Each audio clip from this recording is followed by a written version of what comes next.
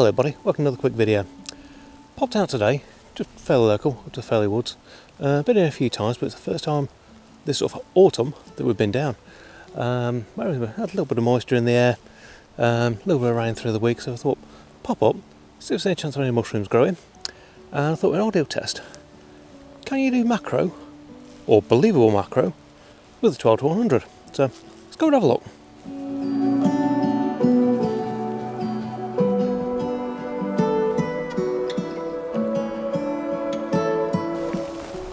Now, obviously, I'm not expecting it to be perfect macro, but what I'm half expecting is we can get the sort of effect that we're looking for, but without sort of too many compromises, really. I mean, I've brought the macro lens with me anyway, just in case, but I think with this, if I can find the right subjects, it'll be okay.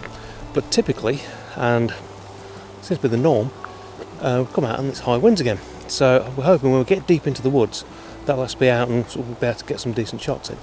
But hopefully, so we'll keep fingers crossed, be a few mushrooms out, might see a few insects around, and yeah, we'll see what we can find.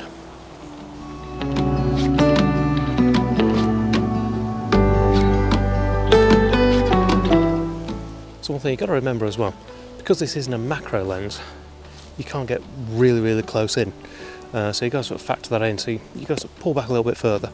Got Scott in the background as well, hunting out the mushrooms. But with a bit of light, get a bit of a side light coming into it, you can get a bit of distance on it, zoom into 100mm, drop back to f4 so you're nice and open, take a snap, and I'll pop one up now. Let me know what you think.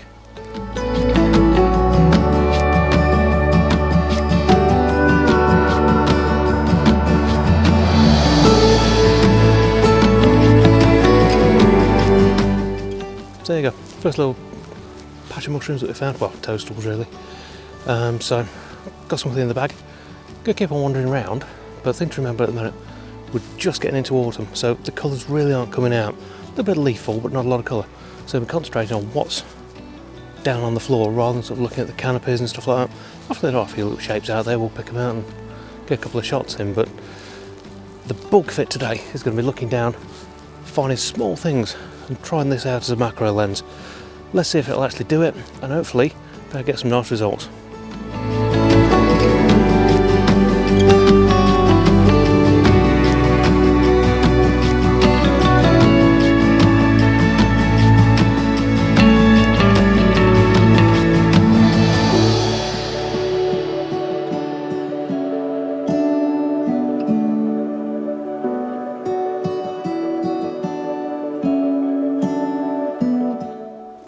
So I've got a little tiny fill light with me. I won't use it all the time, but it's handy just to bring things up a bit, because I'm doing everything today handheld. I've got a little tripod with me, but it's more of a just in case, but I think today everything will be handheld, because there's some nice little pockets of light that come through, but it is reasonably dark in here because the canopy is quite thick, so it's something to bear in mind. Like I said, the light that I use is, it's not exactly expensive, little tiny thing like this. You can adjust the colour temp on it, but that's not too much of a problem for me anyway. It's just to give it a little bit of fill light, stop me from using the stupid high ISOs, and just makes it a bit easier with the handheld shooting really.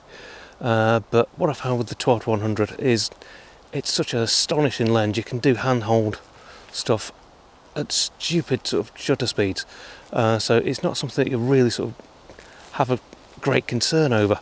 I know I did the review of the sort of 12 to 100 when I first had it. A few people actually commented like, yes, it's a fantastic lens and it's essentially been welded to the camera since they bought it, and I can see the reason why. It is an absolute stunner of a lens, and it's one of those anomalies. It shouldn't be as good as it is, because it is quite a wide zoom range, but it's absolutely astounding. The quality is fantastic. The Sync IS is absolutely astonishing on the OM1. Absolutely stunning piece of kit.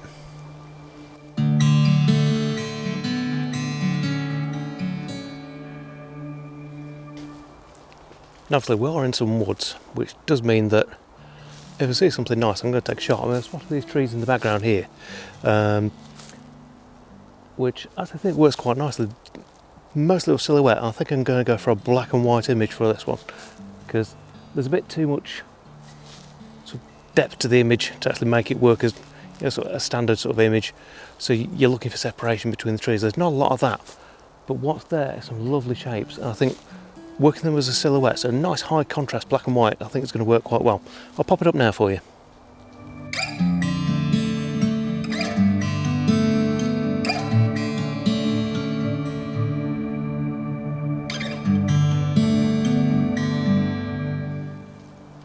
And what I just did then was a great example of what you can do with this 12-100 lens.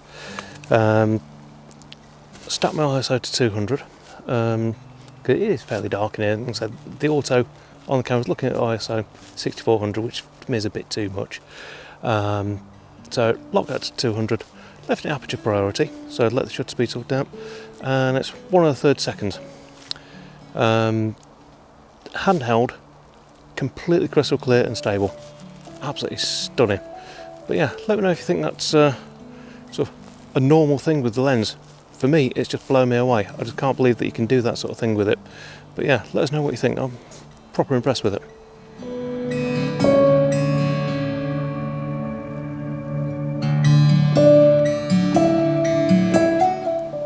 One thing that's really handy with this 12-100 lens as well is it supports the focus stacking in camera, which is really great for doing stuff like fungi, because you can set yourself a bit of a range that you want and get a nice sort of tight area. The fungi that you want sort of in focus, you can do a clump, you can get some of the bits sort of out of focus behind it, but it lets you give you a bit, gives you a little bit more control, is what I'm trying to say. So it's like running the macro lens, but you've got the extra versatility, the extra range. Like I said, you're still sort of stuck at like sort of about 1.5 foot or so of minimal focus distance. You can pull in a little bit further than that if you use the manual focus ring, but you do have to keep that in mind. But it does mean you can get some nice results from it. I know we're very early in the season at the minute, but there are some big mushrooms around, and I mean, look at the size of this thing. I mean, give you some idea, look, the size of my hand. I mean, I've got reasonably large hands.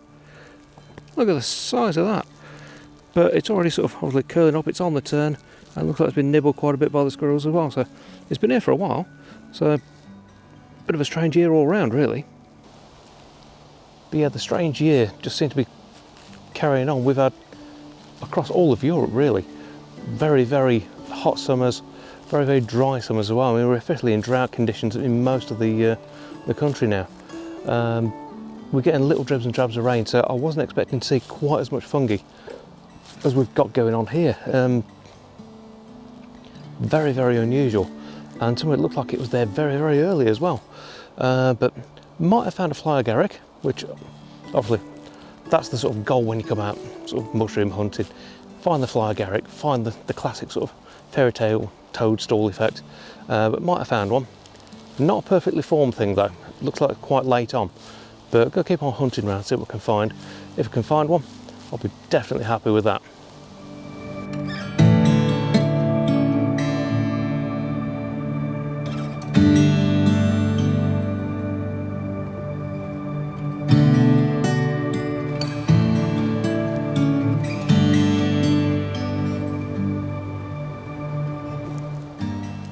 Now, I know I said I wasn't using the tripod today, but I just did use it just to get this really, really tiny mushroom that we found there.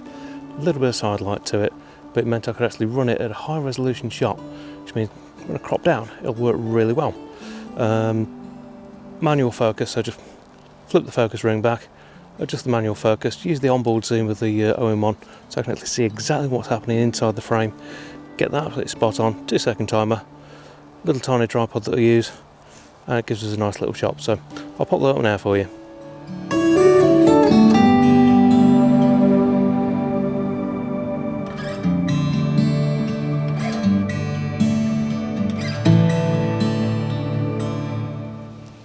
So what we've worked out, we've actually not been up since December, which is quite crazy. But a lot of the trees obviously they don't really change the sort of the static part of the plantation. But there's a few little bits dotted around that we've spotted. But there's a couple of sort of quite sizable mushrooms that are up at the moment, which has surprised us really. We're very early in the season, so we weren't expecting anything major at all. But got a couple of shots off. The one I'm going to put up now is just a demonstration really. Not a fantastic shot or anything, but it shows. Run F4 on the 12-100 and get a little bit of separation between the subject and the background. You can get some really nice effects. I mean, this literally is sort of More sort of random shot of quite a nice looking mushroom. Some trees in the background. Nothing outstanding, but I think it works quite well. A little bit of side light on it, but yeah, let me know what you think.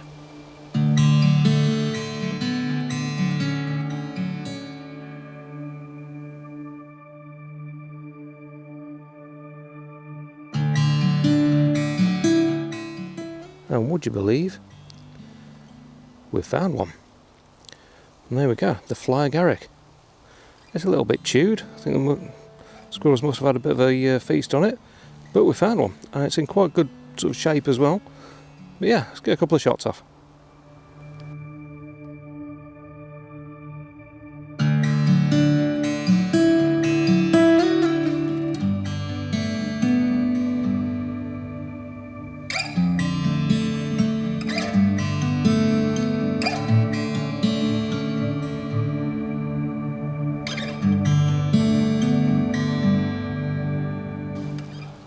Like I say, you do tend to find quite a few times you've got squirrels that have a bit of a munch on the side of the toadstools and the mushrooms, which when you look at certain angles it really doesn't work well. But if you've got one side of it that's fairly clean, get around the edge, see if you can get a composition up to it. I mean, this one they've just taken down here, I think that actually works quite well. Just move around to the sort of the clean side and sort of try and get a bit of a shot out.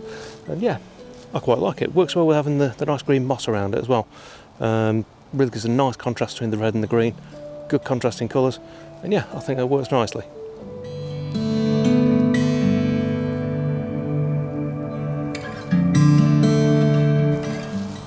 Yeah, this is one of our favourite places to come. Probably sort of later in the year actually, when things are starting to get sort of a bit misty and stuff like that. But you can still get some lovely compositions out in the woods. I mean, you've got in the background there some really nice sort of standing tall sort of larch and stuff like that. Then you sort of come into this wooded area here. If you can get the little bits and bobs of sort of compositions out, just look around for something that looks a little bit unusual. So like, there's a tree over here which I've shot a few times now. Just gets me every time I take another shot regardless. The really nice areas that you can just wander into. And this is well managed woodland, but we've never seen quite as many sort of bits of fungi as we have this year. But like I said, this year is a very strange year for many reasons. But yeah, so I'm going to rattle off a couple of woodland shots while I'm here as well. The light's not fantastic, but it's not harsh light, which is really handy for doing woodland shots. So sometimes you can't help but get a bit of sky in there. If it's not harsh light, you can actually pull that back a little bit in post. So yeah, it does help quite a lot. But yeah, just over there, that tree there, like I said, I've shot a few times. It just looks really nice. There's three distinct sort of trees behind it. This one that comes across, and it's the first time I've been up with the OM1, so it's nice to just get a bit of a shot off and just enjoy the woodland experience. It's the sort of place that you can just disappear to. It's close to the M1. There's quite a bit of traffic noise around. There's quite a few planes around as well. But you can just lose yourself in the woodland. Like I say, when you've got the fungi as well, it doesn't get much better. You can just really enjoy out there, hunting the fungi out, get some lovely shots. And this 12 to 100 seems you can do a bit of macro with it as well. So spot on.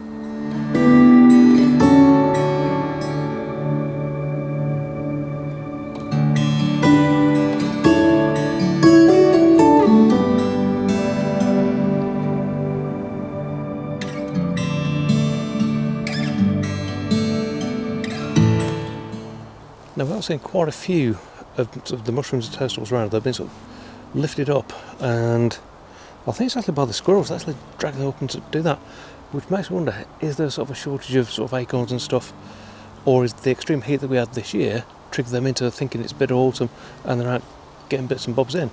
I don't know, but we've seen quite a few of those. They actually make quite interesting features. You can get sort of low enough onto it, so you're looking at the gills of the fungi. You can get quite a nice effect. I'm going to drop a bit of a side light on it and see if I can get a shot off now, but I've popped up now for you.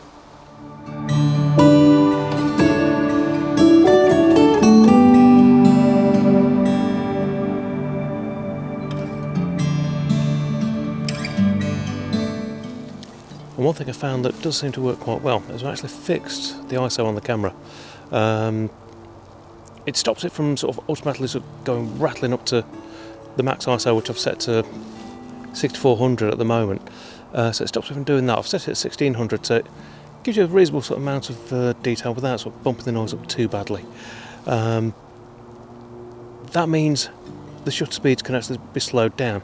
But running the Sync IS on this doesn't seem to be a problem. Like I can get some stupidly clean handheld shots. But it means I've just got to be a little bit mindful of how I'm actually doing it. That's why I actually use the tripod on that little tiny mushroom, because the ability to actually sort of kneel down or crouch down and hold the camera steady and stuff like that, it can be a little bit too much, especially if you got that really sort of tight feature that you're trying to get. For the big stuff it's not too bad, but yeah, just keep an eye on the shutter speed. I mean, I know anything down to like half a second I'm going to be fine with it. If I'm being careful and doing a sort of wider shot, I can go more than that, but yeah, just in case of being a little bit mindful with it. But yeah, in general, I'm impressed with what the lens can do. I'm more impressed with what the lens and camera combination can do, because that seems to really give an amazing combination for doing what's essentially very low light photography without me worrying about, I need tripod for this, tripod for that.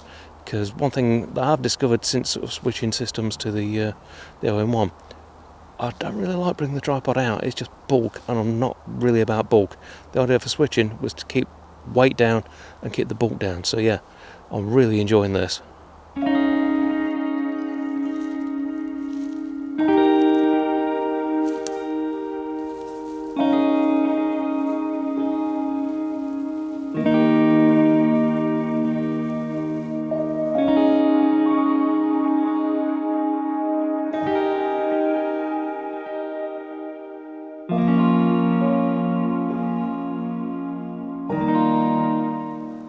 So there we go. For a first trip out, I think it's been fairly successful. We've found a few fly garricks. They've not been great, a bit chewed up, but we've found them, which is a good sign. The trees are looking absolutely stunning as always, so I've got a few shots of those. But we've got a reasonable amount of stuff. Handy to come up there, find what's here, to really sort of get your eye on a bit more for it as well. Definitely be coming up in a few weeks, I think, so as the colour starts to come into the leaves, I think it's going to be beautiful up here. Now, one thing that I will try and do, if anybody's actually interested in doing it, I'm just going to try and get up here with the 5D Mark 1 that I've got, the 5D Classic, and bring the EM1 Mark 1 as well. Do a bit of a comparison of the early jobs, so the first of the pro lines, as it were. So if anybody's interested in that, drop us a comment down below. It's something I'll look into, but like I said, this is perfect sort of area for it. It's got everything you could need as far as sort of woodland goes. We've got some great fungi coming up, some lovely scenes. But yeah, I think this will be one that we'll be revisiting a few times through the autumn months, and as sort of things develop, and see what we'll come up with. But yeah, if you've enjoyed it, please do hit that thumbs up, really helps me out. And if you're not subscribed, please do hit the subscribe button. I'm trying to get to 1,000 subs at the moment, so if you could do that, it'd be absolutely brilliant, spot on. But yeah, we're going to sort of leave it there for now, and possibly get a few shots on the way back in. But thanks for watching, and we'll see you again next time. Take care.